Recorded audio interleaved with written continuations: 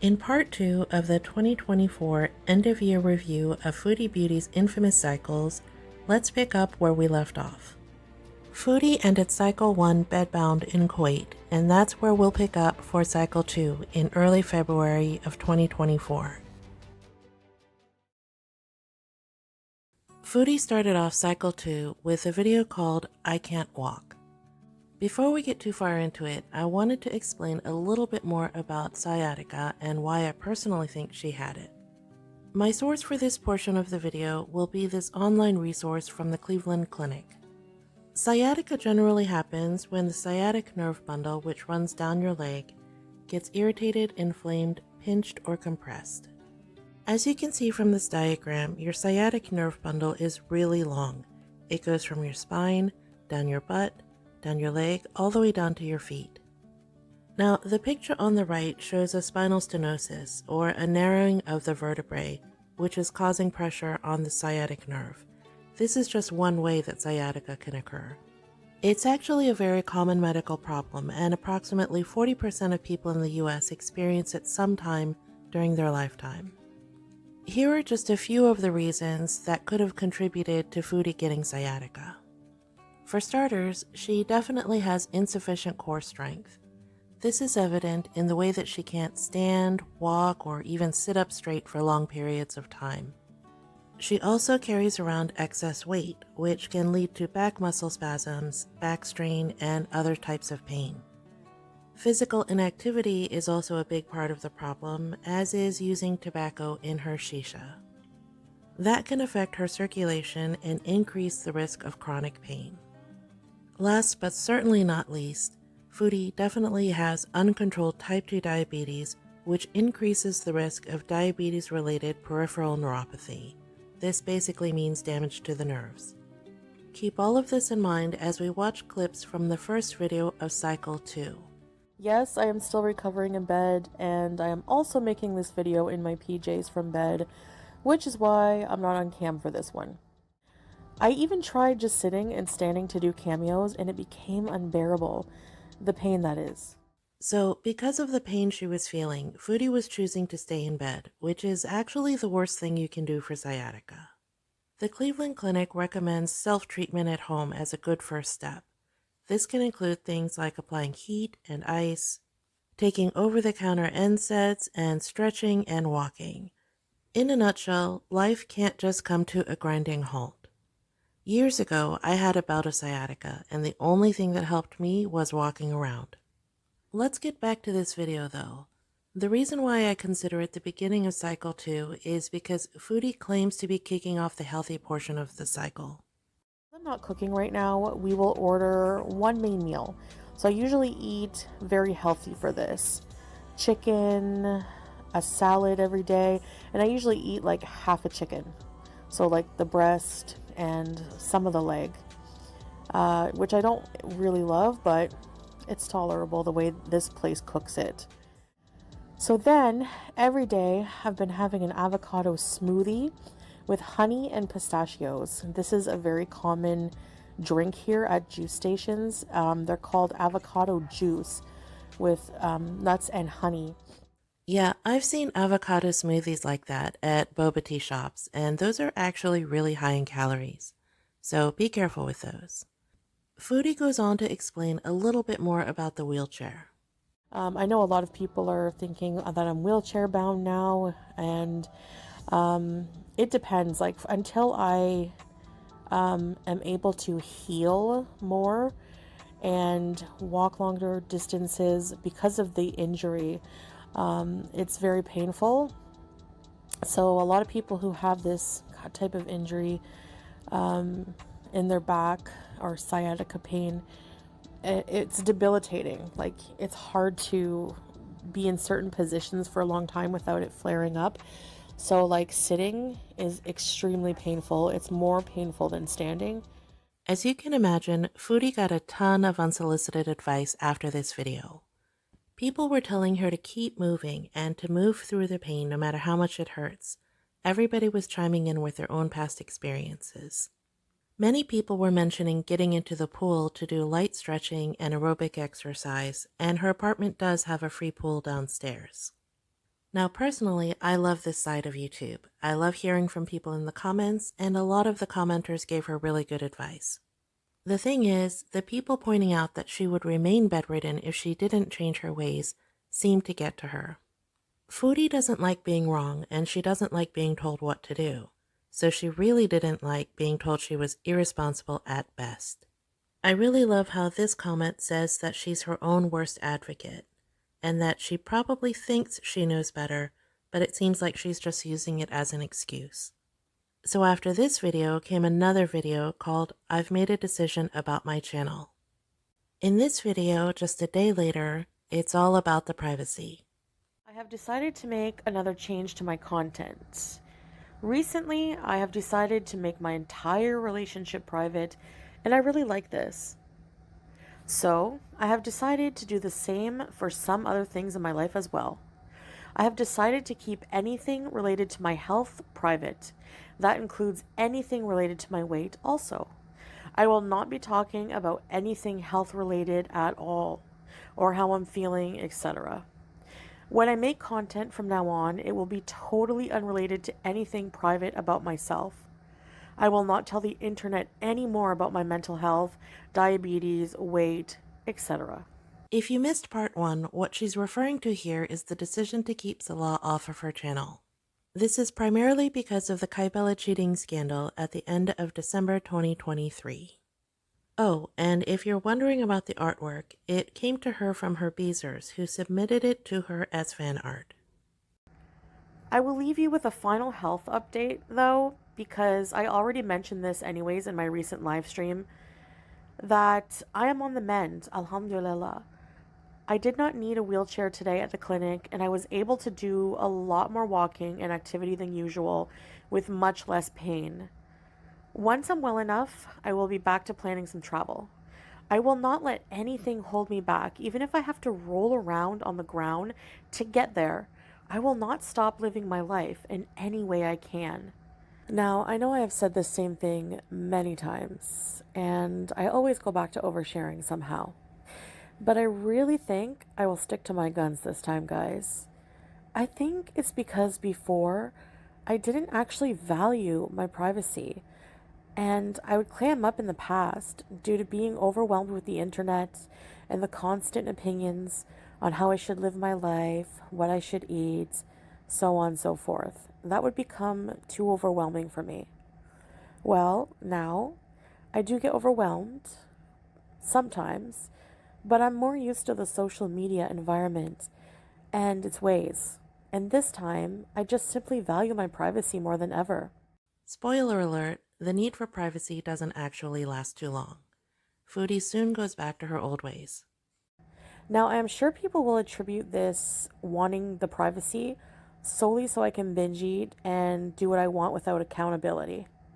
Well, the part about being accountable is sort of true because no, I don't want to be accountable to strangers on the internet.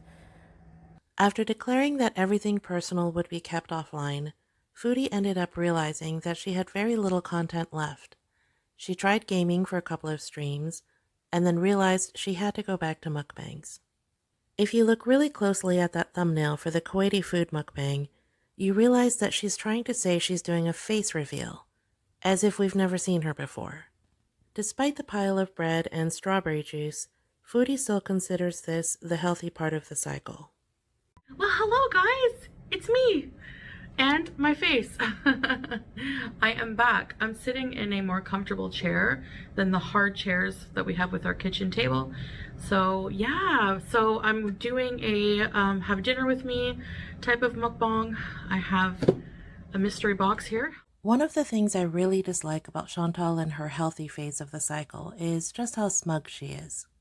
Take a look at what I mean. And this is a meal that, you know how I had that big weight loss when I was like in bed, and you know, people were like, well, you can't lose weight when you're in bed. Yeah, you can. I was eating healthy stuff like this. This was my big meal of the day, basically. Has hummus with olive oil on top. You get a pickle plate. I'm gonna give these greens to Howie. This is the fattoush salad, and I just sprinkle I think there's a bit of olive oil on it, and then I just sprinkle the lemon on it, and it's so good. Yeah. Half of a chicken, rotisserie chicken, a few fries, some bread, and some fresh strawberry juice.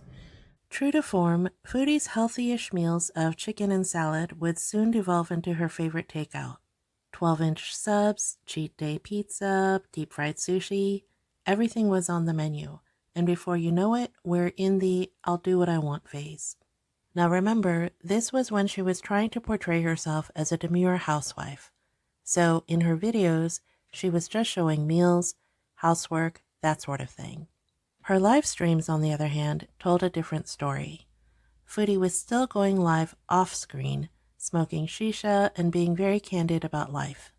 This was also the beginning of her Everyday Miriam phase. For those of you who don't know, Miriam was her chosen name when she converted. Everyday Miriam was a very short-lived project where Foodie showed her life as a housewife. Another interesting thing about this part of Cycle 2 was that Chantal was vying for a silver YouTube play button that she would be awarded at 100,000 subscribers. The funny part is, she was doing it as Everyday Miriam and not Foodie Beauty. Remember that for later. I made the best ramen earlier today for my first meal. It's not healthy at all. Probably why I feel like crap. But so you take a pan, you put a little bit of butter, a little bit of olive oil, and then you put a bit of tomato paste, and then you add a little bit of cream and a little bit of water. Then you put the noodles, let them cook in the whatever that is. Then you add the seasoning packets from the noodles. It's so good. Those Indomie noodles are such a big part of her cycle, they're pretty much a side character at this point. The constant snacking is why Foodie has such a hard time losing weight. And you know what? My health is just not great. Mentally, physically, and it's just hard to be motivated to just keep. I just feel like sometimes I'm just treading and keeping my head above water just barely. When Foodie finally hit 100,000 subscribers, a lot of people think she bought them, she was awarded the silver play button. Her reaction to receiving it was somewhat lackluster. Some people think it was because she was caught in a sub-for-sub group, which increased her numbers, but I personally think it was because the plaque said Everyday Miriam and not Foodie Beauty. She would later claim that the plaque was damaged, return it to YouTube, and get a new one that said Foodie Beauty. Go figure. So this is it. Oh, there you are, guys. But it says Everyday Miriam. Yes. So yeah, it came very fast. We got a call. Babe, didn't you say that they were at the airport with the package? Yeah, my leg still bothers me off and on. Right now is one of those times. To celebrate her achievement, Salah got Foodie a big giant platter of dessert. What a great idea for your type 2 diabetic wife. Okay, this is called pistachio dessert. It has pistachio cream with bisque cookies and fried vermicelli on top. Anyway, I don't know what it is. Okay, let's try this. Huge. I didn't want a cake. I wanted to try this creamy goodness. Whoa, it's super thick and creamy. Do you guys like pistachio? Whoa, that smells good. Bismillah. Is it just me, or did she seem more impressed with the dessert than she did with the plaque? In any case, when somebody finally asked her about buying subs, watch what she says and pay close attention to her facial features.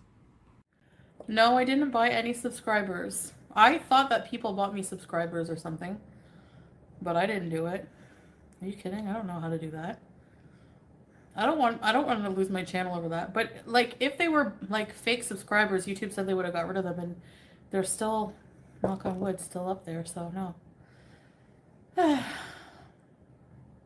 After receiving the play button, the big event in Cycle 2 was Ramadan. Now, two very important things happened at this point. Number one, I got really tired of Foodie lying so much, and I created my series called Foodie Demonstrates Rule Number 1. It has its own playlist on my channel, so you can find these types of videos very easily. Number two, it started to get hot in Kuwait. Really, really hot. If you're not familiar with Ramadan, it's a Muslim holiday and it's a time for prayer, reflection, and fasting. At this time in 2024, Foodie was pretending like she was fasting. Just days later, she would admit to the truth. I'm not making this up.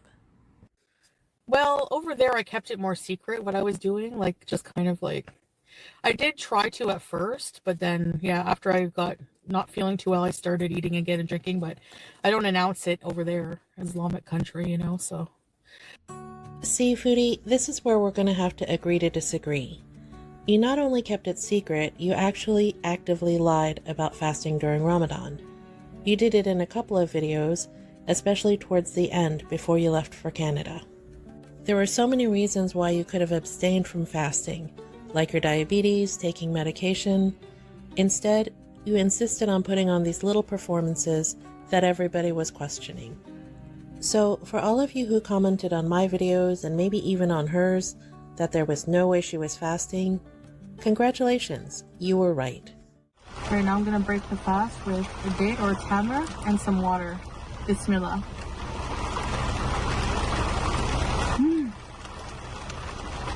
My first bite.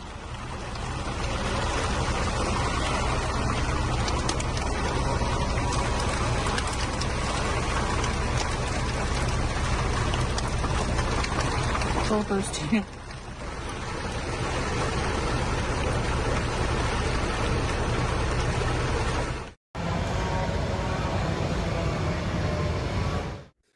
Well, over there, I kept it more secret what I was doing, like just kind of like, I did try to at first, but then, yeah, after I got not feeling too well, I started eating again and drinking, but I don't announce it over there, Islamic country, you know, so.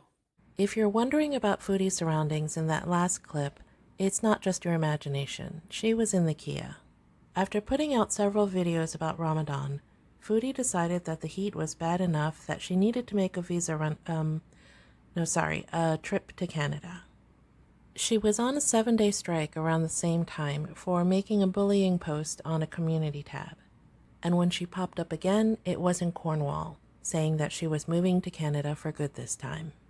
Interesting enough, a lot of what she said in this live stream was very, very telling about her life in Kuwait. Like, I liked living in a different culture, and I liked, I don't, I like both places, so it's like really hard for me. I feel very conflicted, like, and I feel like an identity crisis a little bit. Yeah. Notice how much she's looking off camera, as if she's trying to remember a script or her next lines. She's also using the Drew Barrymore effect, that speech affectation I talked about in part 1. That was not me. Well, I think a lot of it is cultural. I don't think it's like haram to laugh at farts. But I could be wrong. I don't know. Have you seen sad? No, I was like happy there, but like, yeah. I feel like I wanna break free. I wanna break free and eat chicken pot pie with some nashies. No, I have to get healthy, but first I need to like have a celebration. But first, I need to eat is the phrase that she was looking for there. It's no secret that Foodie equates celebrations with food, and this is definitely a celebration of her independence. Yeah, we can bees in a hijab. And I ate a non-halal chicken sandwich at the airport, by the way. I was so hungry. Oh, we know all about that. I actually did a video called Not So Halal Chantal and the Art of Willful Ignorance, Part 2. In that video, I discuss all of the halal options that she ignores while she's at home, starting with what's in and around the airport. I don't even care who's talking shit about me right now. I feel too, like, I don't know, happy. Think about it. Is that something that a happily married woman would say after she just left her husband and pets in another country? Yeah, I'm staying in Canada for good. Spoiler alert, she does not stay in Canada for good. Despite talking about the need to get a new apartment and to furnish it, she doesn't actually follow through with any of it. Believe it or not, some of her beasters actually made contributions to help furnish her new home. I can't type in the chat. It's not possible for my PayPal. Unless someone wants to type it. It's CSARA, C Sarah. Yeah, Salah and I are fine. I didn't come here because anything to do with the relationship. I came here for, it's too hot Kuwait. I need health care. I miss driving. I miss beesing. And Did you notice how little eye contact Foodie makes with the camera?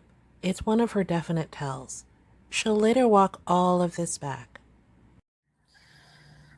I just felt like, what future do I have over there? I can't, like in the summer, I can't go out. Like, I guess if I worked really hard, I guess making a future for myself, I need to be healthy, like no matter what. But there it was like a lot harder for me, you know? So I do have a lot more support here. I actually think that's true. In Canada, Foodie has her mom, her stepdad, her sister, her aunt. She also has some old friends like Pete's. In my opinion, her life in Kuwait is extremely isolated, and she just goes from mukbang to grocery haul. Maybe the most honest thing she says is this: I'm not going anywhere where pot is illegal ever again. the thing is, this is why people talk about the visa status. Whether Foodie's there on a tourist visa or trying to figure out a way to get residency, it's all about how long she has to be in Kuwait. It's very obvious that even Foodie feels like she's playing a role there, and it's a role that she doesn't particularly enjoy all the time. There's things that you don't know and will never understand because I don't talk about it. But yeah. As always, Foodie changed her mind and decided to go back to Kuwait. The rest of the trip in Canada ended up being just a bunch of car mukbangs and nonsensical chatter. And of course, she had to have a little detour to the ER. As you can see, I'm in the ER beezing.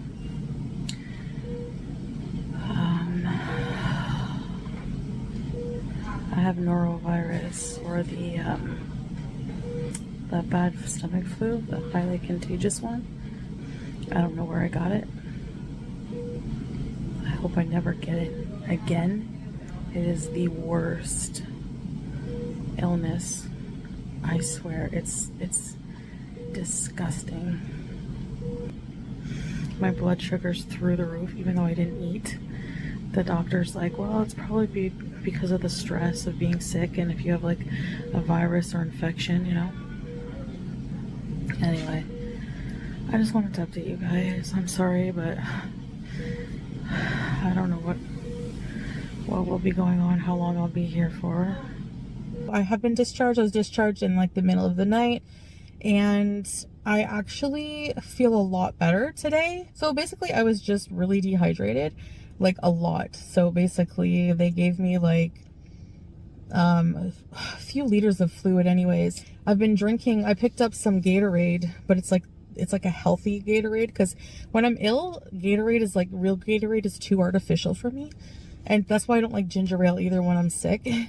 So it's actually only got like, I think 2 or 3 carbs and 1 gram of sugar, which is also good for diabetics, you know? And it's made with like real, I think it's like watermelon juice and like salt, like sea salt, and like more natural ingredients. There's still a few that are a little iffy, but it's, for the most part, they're a lot more natural, let's just say. So I was discharged in the middle of the night, which, you know, they asked me if I was okay, and I said, yeah, I can drive. That's about it. Today I'm feeling a lot better. Okay, there were a couple of interesting things here. Somebody, somewhere, definitely talked to her about her diabetes on this ERBs. Remember when she was home last in December and she went to the ER for really high blood sugar? They tried to give her a glucose tolerance test, and she refused. So her constant use of the word tolerance in relation to food at the hospital is interesting. I wonder if they suggested it again.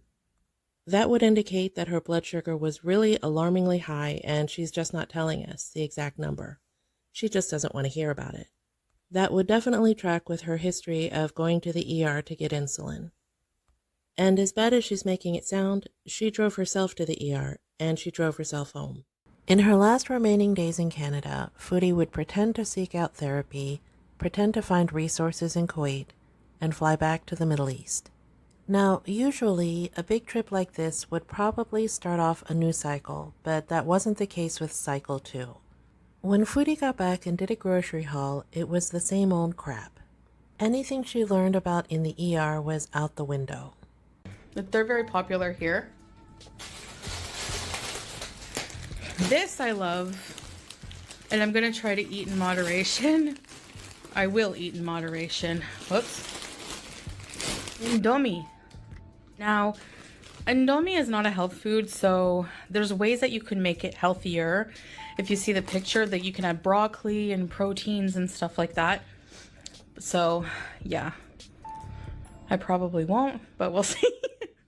I don't have broccoli. One fun thing that came out of cycle 2 was Foodie's newfound love of swimming. Well, her new interest in swimming anyway. Okay, I'm gonna do a front breaststroke. And let's do it right there.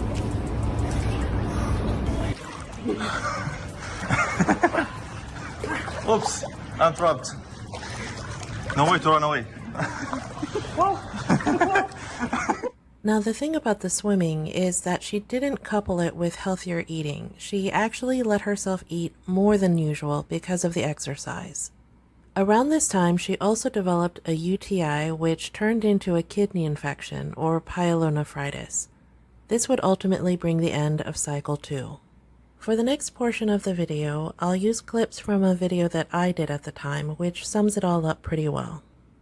If you recall, this all started when a UTI became a kidney infection and she was put on antibiotics. That was about a week ago, before she went radio silent for about 4 or 5 days.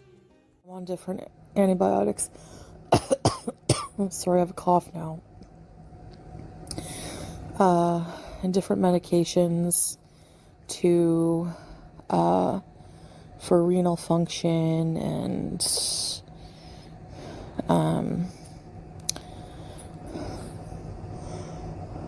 like a cough medicine.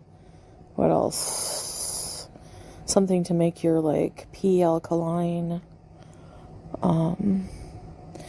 Paracetamol and a muscle relaxant because I have this stabbing in my ear,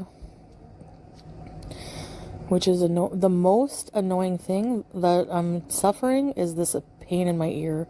It's an earache. Oh my gosh. So, in a nutshell, Foodie's doctor is telling her that she's more susceptible to these other symptoms because she's fighting off the kidney infection. So basically what the doctor said was,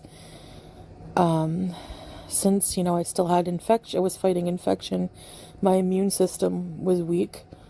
It is weak right now. And that lets in, little viruses. Like I probably have, like, that's where the earache and the cough, the dry cough comes from, which is the short of breath that you're hearing.